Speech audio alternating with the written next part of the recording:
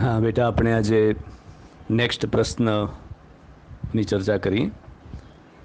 સૌમ્ય મનોવિકૃતિ એટલે શું અને તેના લક્ષણો વિગતવાર સમજાવો. હવે આપણે જાણીએ છીએ કે અસાધારણ મનોવિજ્ઞાન કે મનોરોગશાસ્ત્રની અંદર જુદા જુદા પ્રકારની વિકૃતિઓનો સમાવેશ થાય છે. એમાં સૌમ્ય, તીવ્ર અને એનાથી વધારે વિચિત્ર પ્રકારની ચારિત્ર વિકૃતિઓનું પ્રમાણ વધારે જોવા મળે છે.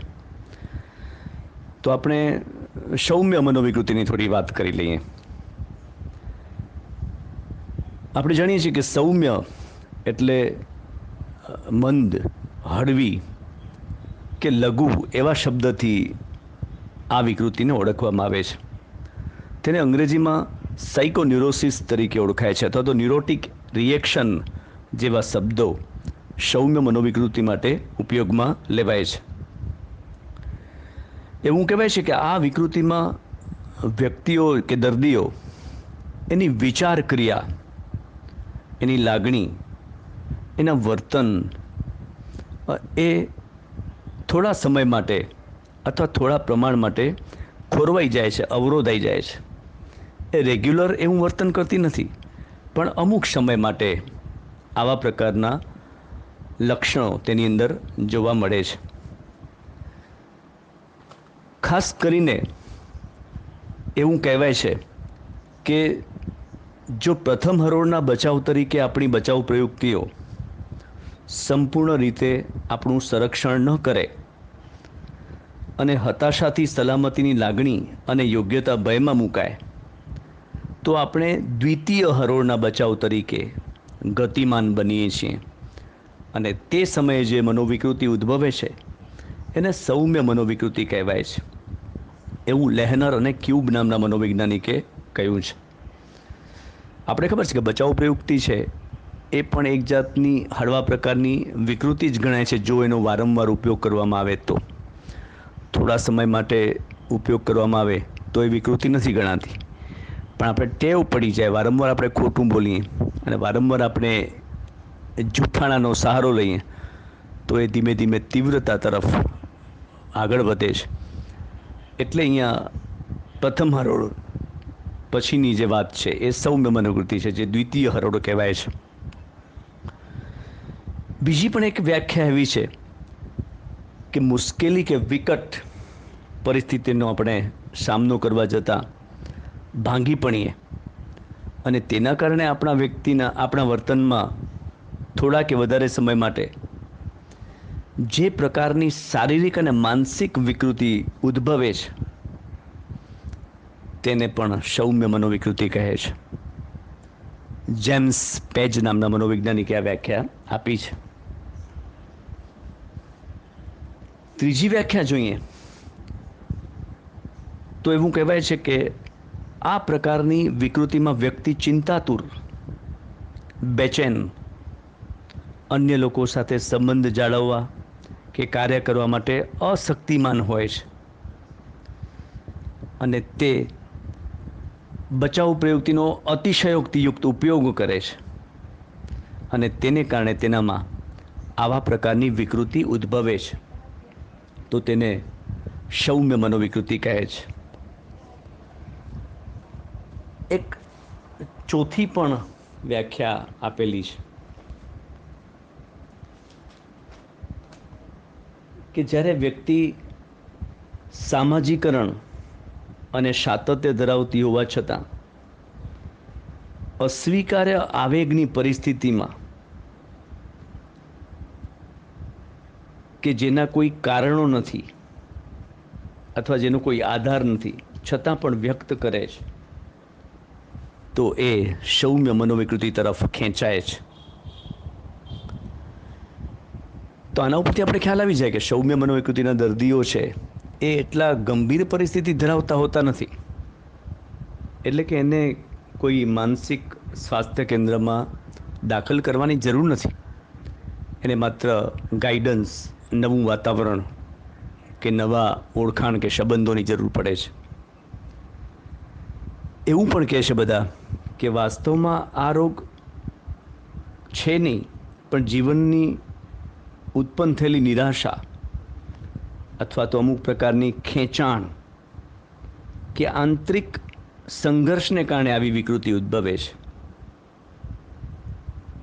અને આ પ્રકારના રોગ ધરાવતી વ્યક્તિઓ કે દર્દી પોતાની વર્તન સમસ્યાને સમજી શકે છે અને જો દ્રઢથી ધારે અથવા દ્રઢતાપૂર્વક ધારે તો એ તેનો ઉપાય પણ શોધી શકે છે અને એમાંથી ધીમે ધીમે મુક્ત થઈ શકે છે.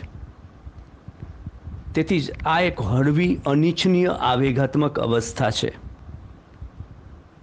જેને કારણે કેટલીક વાર વ્યક્તિ કોઈ પણ પરિસ્થિતિનો સામનો કરવામાં અસમતુલન અથવા તો અસ્તવ્યસ્ત થતી જોવા મળે છે.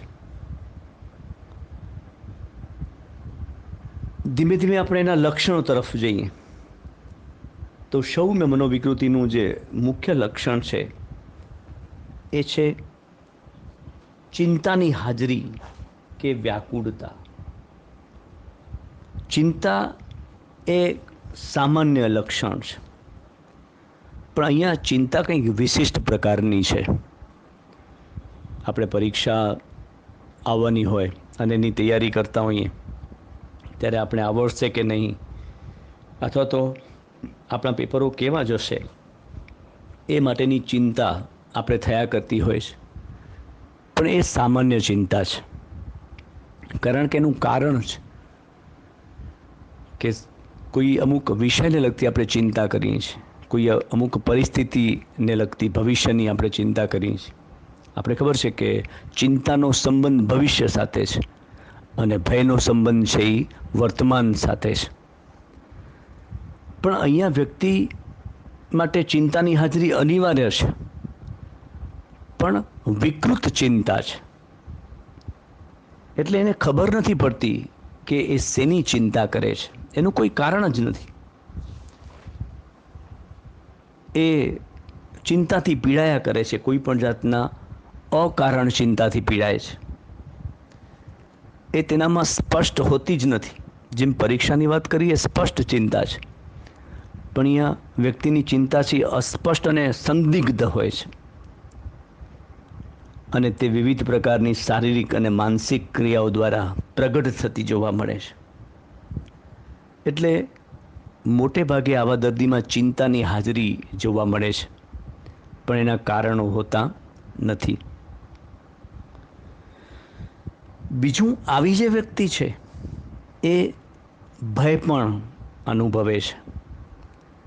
ભયનું પણ એવું છે કે કોઈ વસ્તુ એવી દેખાય કે કોઈના અવાજો આપણે સંભળાય વ્યક્તિના અને આપણે જોઈએ, એને સાંભળીએ અને એ વ્યક્તિની હાજરી હોય એને ભય લાગે એ જુદી વાત છે. પણ અહીંયા તો કોઈ પણ જાતનો કારણ જ નથી, અકારણ ભય લાગે છે. વિકૃત ભય એ પણ સૌમ્ય મનોવિકૃતિનું એક કારણ છે. કોઈ પણ વ્યક્તિ સામે છે એની છતાં પણ દેખાયા કરે, કોઈ પણ વ્યક્તિ છે એની છતાં એના અવાજો સંભળાયા કરે, તો આ પ્રકારના જે આવેગો છે ભયના એ પણ વ્યક્તિમાં જોવા મળે છે. વિકૃત પ્રકારના ભય જોવા મળે છે. આપણે કોઈ જીવજંતુથી ભય લાગે એ જ સામાન્ય ભય છે, પણ કંઈ છે જ નહીં છતાં પણ એને એમ થાય કે મને કોઈ મારી નાખશે અથવા તો મારા ઉપર કંઈ વસ્તુ આવી પડશે અથવા મને કોઈ કરડી જશે. તો આવા પ્રકારની વાત છે એ વિકૃત ભય છે, અકારણ ભય છે, અસ્પષ્ટ ભય છે. તો એ પોતાની પ્રતિક્રિયા દ્વારા વ્યક્ત કરે છે. ત્રીજું લક્ષણ એનું એવું છે કે પુનરાવર્તિત વ્યાપારો. આવી વ્યક્તિ છે એ સતત એકની એક પ્રવૃત્તિ કર્યા કરે છે અને એ પ્રવૃત્તિ કરે છે એની એને ખબર પણ છે, પણ એ અટકી શકતી નથી, જેને અનિવાર્ય ક્રિયા દબાણ તરીકે ઓળખવામાં આવે છે. પુનરાવર્તિત વ્યાપારો કરે છે એટલે કે પોતાના જીવનમાં પરિસ્થિતિ પ્રમાણે નવી ટેવ એ પાડી શકતી નથી, એના માટે એ અસમર્થ છે અને એને કારણે જ અમુક વ્યવહાર કે વર્તન કે ક્રિયાઓનું એ પુનરાવર્તન કર્યા કરે છે. રાત્રે સૂતી વખતે વારંવાર તપાસ કરવા જાય કે બારણું બંધ કર્યું છે કે નહીં, ફરીથી કરીને આવે પાછું બારણું બંધ કર્યું છે કે નહીં તપાસ કરવા જાય. તો આ એક પ્રકારની અનિવાર્ય ક્રિયા એનામાં જોવા મળે છે.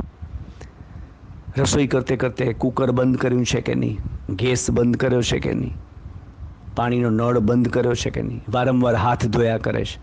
એને એમ થાય છે કે મારા હાથ ગંદા થઈ ગયા છે. અત્યારે હાથ ધોવા એ જરૂરી છે સેનેટાઈઝ કરવા માટે, પણ અહીંયા વ્યક્તિ કોઈ પણ જાતના કાંઈ રોગ વગર એ પોતાની પ્રતિક્રિયા આવી પુનરાવર્તન સ્વરૂપમાં કર્યા કરે છે. એને ખ્યાલ પણ છે કે હું આ બીજી વાર જાઉં છું, આ ત્રીજી વાર જાઉં છું, પણ એ અટકી શકતી નથી. તો અનિવાર્ય ક્રિયા દબાણ છે એ સૌમ્ય મનોકૃતિના દર્દીમાં જોવા મળે છે. અને સાથે સાથે અનિવાર્ય મનોદબાણ પણ જોવા મળે છે. એને સતત એવા વિચારો આવ્યા કરે છે અને એ વિચારો સંદિગ્ધ હોતા નથી, અસંદિગ્ધ હોય છે. ખરાબ વિચારો આવ્યા કરે છે અને એને એ અટકાવી શકતી નથી. એના મનમાં કોઈને મારી નાખવાના અથવા તો એને કોઈ મારી નાખશે એવા ભયભીત વિચારો આવ્યા કરે છે અને એમાંથી એ બચી શકતી નથી, એમાંથી છૂટી શકતી નથી. અને આવા વિચારો વારંવાર આવે છે, એટલે પુનરાવર્તનાત્મક રીતે એ વિચારો આવ્યા કરે છે. એટલે એ સૌમ્ય મનોવૃત્તિ તરફ જતી રહે છે. મિત્રો, બીજી વાત એ છે કે આવી વ્યક્તિઓમાં આત્મકેન્દ્રીપણું હોય છે. એટલે કે વ્યક્તિ આત્મકેન્દ્રી હોય છે, જેને આપણે ઇન્ટ્રોવર્ટ પર્સનાલિટી પણ કહી શકીએ છીએ. પોતાના તરફ જ ધ્યાન આપવું, પોતાનું જ કરવું, પોતે જેમ લાગે એમ કરવું, પોતે જે કરે છે સાચું છે એમ માનવું. તે પોતે સ્વાર્થી હોય છે. પોતાના તરફ અન્ય વ્યક્તિ ધ્યાન આપ્યા કરે એવું ઈચ્છે છે, પણ એ બીજી વ્યક્તિને એ સ્વીકારતી નથી, બીજી વ્યક્તિને મદદરૂપ થતી નથી.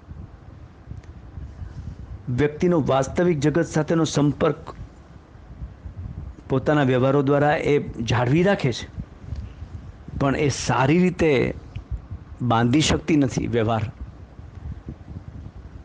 એટલે સંબંધો પણ એ સારી રીતે બાંધી શકતી નથી, કારણ કે એ સેલ્ફિશ છે. એને કોઈ મદદ કરે એ ઈચ્છે છે, પણ પોતા દ્વારા કોઈની મદદ થાય એવું એ ઈચ્છતી નથી.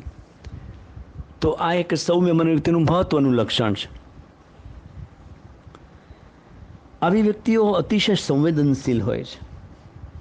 એટલે કે સંવેદનશીલતાનું પ્રમાણ છે, સેન્સિટિવ, એનું પ્રમાણ બહુ વધારે હોય છે. એ વાત વાતમાં ચીડાઈ જાય, એ વાત વાતમાં ગુસ્સે થઈ જાય છે, ચિંતા કરી બેસે છે, કોઈ પણ વ્યક્તિનું માની લે, સૂચનવશ હોય છે. જે વ્યક્તિ કે એનું માની લે, બરાબર છે એમ કરીને સ્વીકારી લે, કોઈ પણ જાતની સાબિતી કે એના કોઈ પુરાવા વગર. તો એ સતત સૂચનવશ. તો એને કારણે વ્યક્તિ છે એ તરત કોઈકના કહેવામાં આવી જાય છે. તો એ પણ બહુ મહત્ત્વની વાત ગણાય છે. ઘણીવાર એવું થાય કે ભયગ્રસ્ત કે ચિંતાશીલ બની જતી હોય છે. આવી વ્યક્તિઓને કાર્ય કરવાની અસમર્થતા અથવા તો એ દબાણ સહન કરવાની એનામાં અશક્તિ જોવા મળે છે. આવી વ્યક્તિઓ પોતે શારીરિક રીતે સક્ષમ હોય છે, એ બૌદ્ધિક રીતે પણ શક્તિશાળી હોય છે, પણ એ સાદા કે સરળ અથવા તો પોતાની શક્તિ પ્રમાણેના કાર્યો પણ એ કરી શકતી નથી. અટકી જાય છે, નિષ્ફળ જાય છે અને પછી પડતા મૂકી દે છે. એટલે બધા પ્રકારની શક્તિ હોવા છતાં પણ એ તે કાર્ય કરવામાં નિષ્ફળ નીવડે છે. આવી વ્યક્તિનું બીજું એક લક્ષણ અપુખ્તતા જોવા મળે છે. એ મેચ્યોર નથી, એ અપુખ્ત વ્યક્તિ હોય છે. તેનામાં જુદા જુદા જે વિકાસ છે, વ્યક્તિમાં જે ઉંમર પ્રમાણે વૃદ્ધિ અને વિકાસ થતા જોવા મળે, એ વિકાસ ઓછા પ્રમાણમાં હોય છે. એનો સામાજિક વિકાસ, એનો આવેગિક વિકાસ એ ઓછો થયેલો હોય છે અને તેને કારણે એના આંતરિક આવેગોમાં અસ્થિરતા જોવા મળે છે.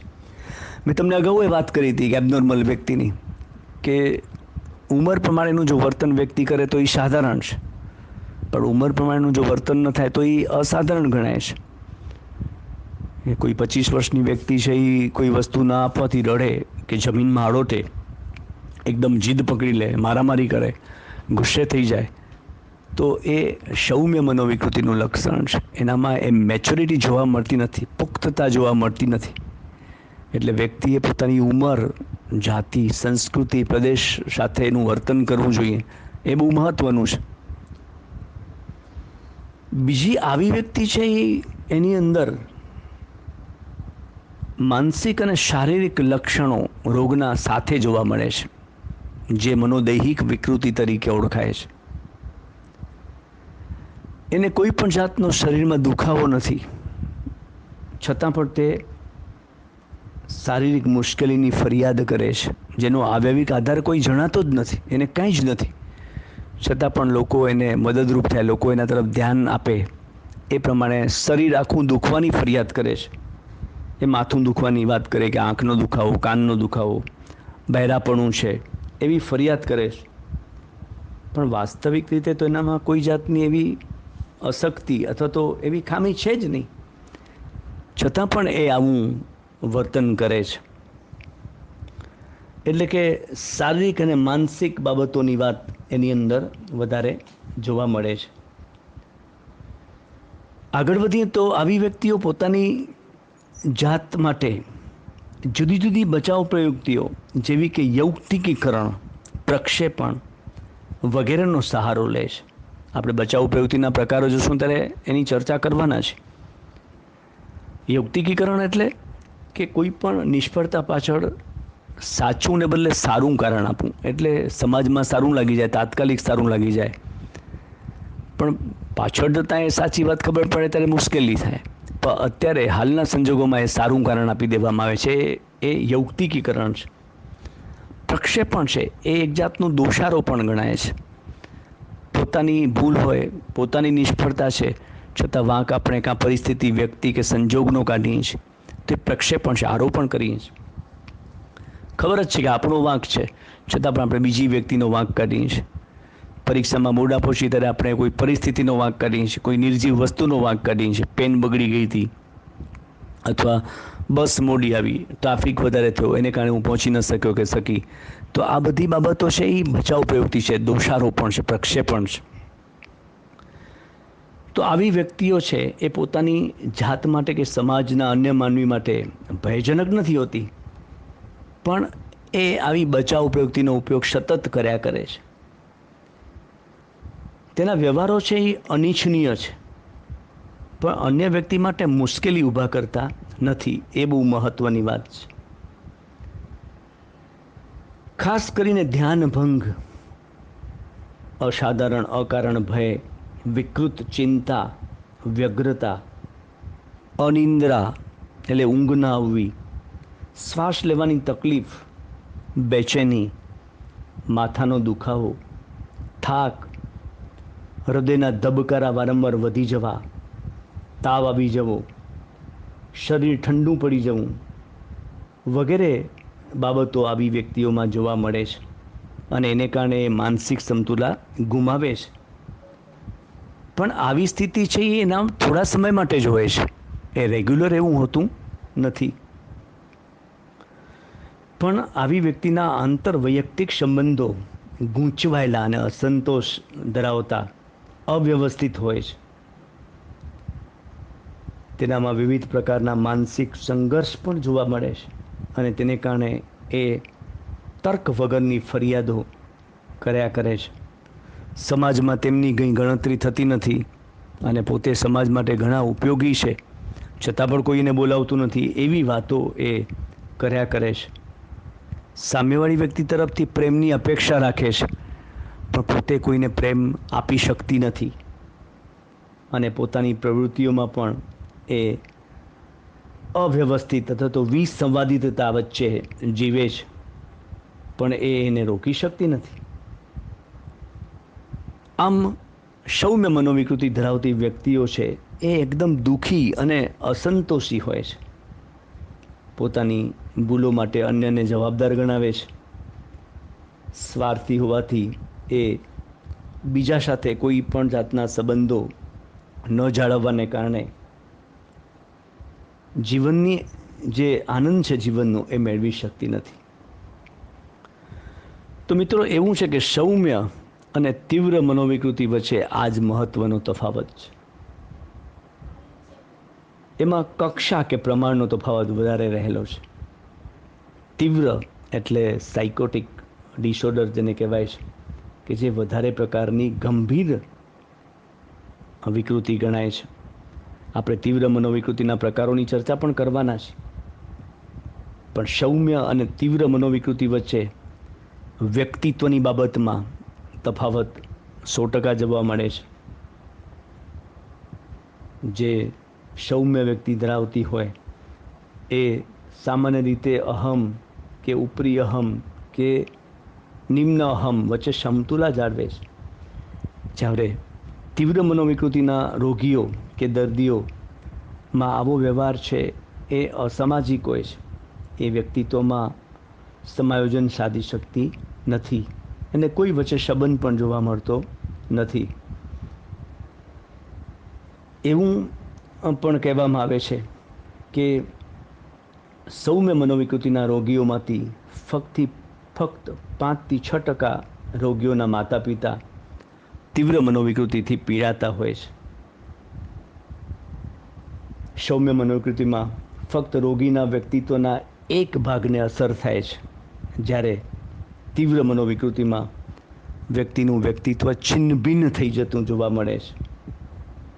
એટલે બંને વચ્ચે આ પ્રકારની કમ્પેરિઝન કે તફાવત જોવા મળે છે. તીવ્ર મનોવિકૃતિના દર્દીઓને માનસિક સ્વાસ્થ્ય કેન્દ્રમાં જ દાખલ કરવામાં આવે છે. એને ઘરેથી કોઈ સલાહ કે માર્ગદર્શન આપવામાં આવતું નથી, કારણ કે તેનું સંપૂર્ણ વ્યક્તિત્વ અસ્થિર થઈ ગયેલું હોય છે, અસંગઠિત થઈ ગયેલું હોય છે અને વ્યક્તિ પોતાનો પ્રભાવ પણ ખોઈ બેસતી હોય છે.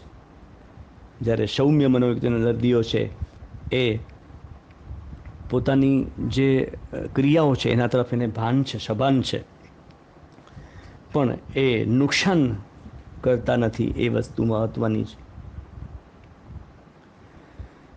સૌમ્ય મનોવિકૃતિનો દર્દી કંઈક અંશે પોતાની જાત ઉપર નિયંત્રણ રાખી શકે છે, પોતાના જીવન વ્યવહારો પણ ચલાવી શકે છે.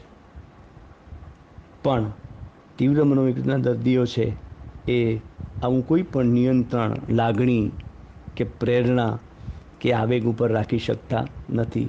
એને પોતાની પ્રાથમિક જરૂરિયાતોની પણ ખબર હોતી નથી. એ ગમે તે સમયે, ગમે ત્યારે, ગમે તે કરી બેસે છે, કારણ કે એ સંપૂર્ણ અસ્થિર પ્રકારનું માનસ ધરાવે છે. સૌમ્ય મનોવિકૃતિના દર્દીઓ સાથે આપણે વિચારોનું આદાન પ્રદાન કરી શકીએ છીએ, સંપર્ક પણ સાધી શકીએ છીએ, એને માર્ગદર્શન પણ આપી શકાય છે. પણ તીવ્ર મનોવિકૃતિના દર્દી માટે આ બધું અસંગત છે. એ કોઈ પણ સાથે વાતચીત કરે ત્યારે ગમે તે પ્રકારના વાક્યો કે વિધાનો બોલતા હોય છે, જેની એને ખબર પણ નથી હોતી. તો આ રીતે સૌમ્ય મનોવિકૃતિના લક્ષણો અને તીવ્ર મનોવિકૃતિ કેવા પ્રકારની હોઈ શકે છે એની વાત આપણે થોડી કરી ગયા. હવે આપણે જ્યારે વાત કરવાના હશું ત્યારે આપણે એના પ્રકારોની વાત કરવાના છીએ.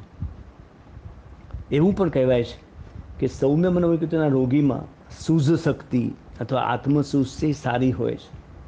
તેનામાં આત્મવિશ્વાસ, આત્મશ્રદ્ધા, આત્મબળ જો વિકસાવવામાં આવે તો એ સામાન્ય સ્થિતિ પ્રાપ્ત કરી શકે છે. કોઈ પણ જાતના ઉપચાર વગર એ સાજી કે સારી થઈ જાય છે, કારણ કે ગંભીર પ્રકારની બીમારી નથી. પણ તીવ્ર મનોવિકૃતિના દર્દીઓ છે એને ફરજિયાત રીતે ઉપચાર કરવો પડે છે, અને એના માટે જે થેરાપી છે, સાયકોથેરાપી, એની અંદર જે ઉપચાર બતાવવામાં આવ્યા છે કે આંચકા ઉપચાર એટલે વિદ્યુત આંચકા ઉપચાર, ઇન્સ્યુલિન, ઘેન ઉપચાર, ઔષધો દ્વારા ઉપચાર વગેરે પ્રકારના ઉપચારો આપીને જ એને સાજો કરવાનો પ્રયત્ન કરાય છે. પણ તે દર્દી સંપૂર્ણ સાજી થઈ શકતી નથી, કારણ કે દર્દીની માનસિક અવસ્થા જ એવી છે કે જે સંપૂર્ણ સ્વસ્થ થઈ શકતી નથી. તો આવી રીતે આ બંને પ્રકારોની વાત આપણે કરી ગયા.